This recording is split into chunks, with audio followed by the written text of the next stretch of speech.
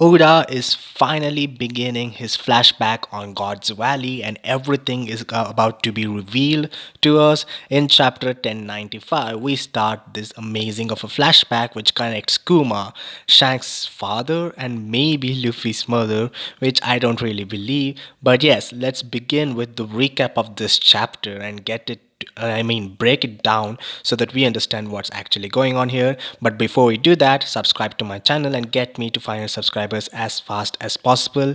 Please, guys. Now, with that said, let's begin with the recap. So we begin this chapter where we left off last week, and here we have Saint Saturn in his amazing new form, which we don't know if it's a devil fruit power, but there are some hints that it might be a devil fruit from Vegapunk in ahead in this chapter. But yes, he's so powerful, but Bonnie is stabbing him. Every Marines are scared, but Saturn says them to move away because if he was scared of Bonnie stabbing him, he would have dodged. That means nothing is going to hurt him even if she stabbed him right through his heart. And that's really, really sick. His eyes are pure evil. I mean, look at Saint Saturn's eyes. Those eyes speak nothing but evil. When it was revealed that no one below the ranks of Rear Admiral should look at Saint Saturn and one guy's head being blown off, we were wondering if it's only like a thing with the Marines because they have secretly been put a chip in there somewhere or something like that. But no, it is his power because we see Sanji trying to attack him and then blown back by the sheer evil force or something. But yes, Sanji's head doesn't explode, but he is bleeding in his head. I don't know how that works. Even Sanji, someone of Sanji's caliber, can't attack him. That's great. And by the way, Bro can't be killed because we see him remove the katana in which Bonnie stabbed, and he literally heals, and even Frankie points that out that there is nothing there. His bruise just vanished. That's sick. All this chaos unfolding, people are forgetting one major win from Luffy that is easily overshadowed by this Saint Saturn thing, and that is Luffy actually beat Kizaru.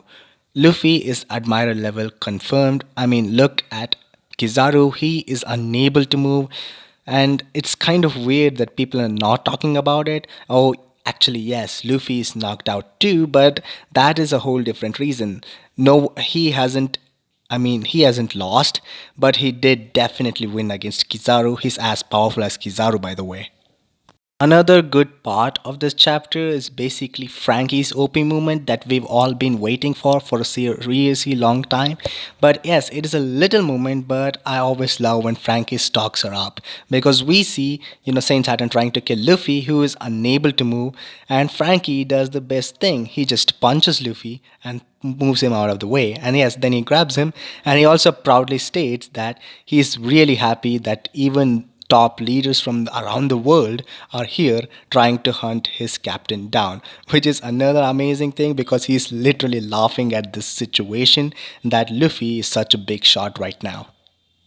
Another interesting piece of dialogue from Saturn happens here, which might be a mistranslation because this is a fan translation.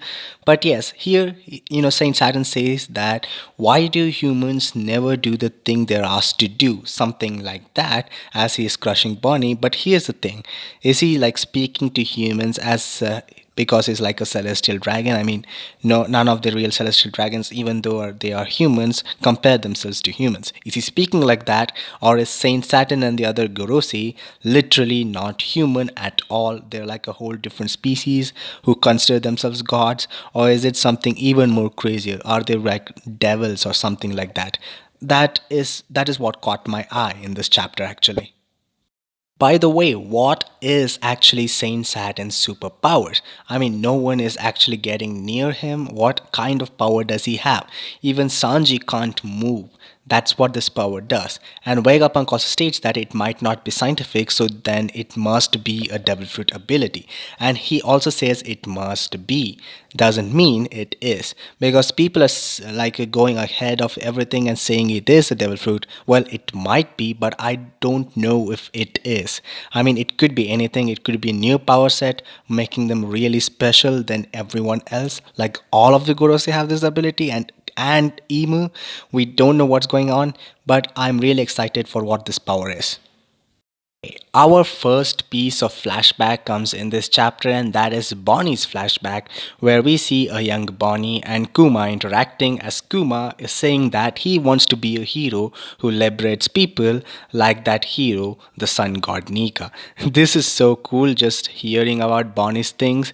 I mean, Kuma actually thought that Nika is some kind of hero who would come to save them all, and he also wanted to be Nika. That's really great because looks like Luffy's Nika, and he's definitely going to free everyone. And another very important piece of dialogue is Bonnie asking Kuma if Nika will free her too, and you know Kuma replies with a yes, of course he will. And that is really great, and this kind of opens so many possibilities because Bonnie is such you know the one who's actually waiting for Nika. She wants Nika to liberate her, and it looks like Luffy might be the one to do it. Now, this is the thing. Will Bonnie become a Straw Hat after this? Because it looks like her crew is nowhere to be found. But to be honest, Law was the kind of the same. His crew was nowhere to be found, and he was egoistic, and she's a first generation pirate, so she could be a Law type person too. Okay, it's now time to begin the heartbreaking chapter. I mean, the heartbreaking flashback of Kuma. That is an amazing thing. Kuma's tribe is revealed, or the race, and he's a buccaneer or a half buccaneer. His father was a buccaneer, and his mom was actually, a human. Buccaneers have the blood of giants in them, it seems, and they were actually sought out after the Marines. They were actually kind of killed most of the time, and even though their father tried so much to protect him, stating that his wife is human, no one really cared, and all three of them were imprisoned. That was really dark. But you know what's darker? I mean, more darker than Zoro's enemies? It is what happens later on in Marijua Island, where we see the entire family are slaves, but they, accept the torture. They try smiling. Occasionally when Kuma and Kuma's father meet, they keep laughing and talking about how things, and this piece of dialogue from young Kuma that his master is really kind, that actually broke my heart. Looking at him suffering that much, I mean, look at him, he's literally in tatters right now, and still he's smiling and saying this. He might have been Joy Boy, but sadly he wasn't. But everything quickly changes when Kuma learns that his mother passed away. This smiling facade actually vanishes when he starts breaking down, crying for his mom. And that's when his father says never to lose hope, because one day the sun god Nika will come and liberate them all from this tragedy. One day. And this is so cool, realizing that the Buccaneers know much more about Nika than anyone else. That's really cool. Also, that Kuma's father was the one who who passed down this legend to Kuma. And that is also really sad because he never gets to live. Just when I thought this couldn't get more tragic, we opened the flashback. I mean, most of the time, the flashbacks don't have sad scenes. In the beginning, I mean, it usually happens in the end, the tragedy, I mean. And here we are, then this is like most messed up tragedy that we can ever see, and this happens in the beginning. I don't know what Oda's keeping us for, like in the end.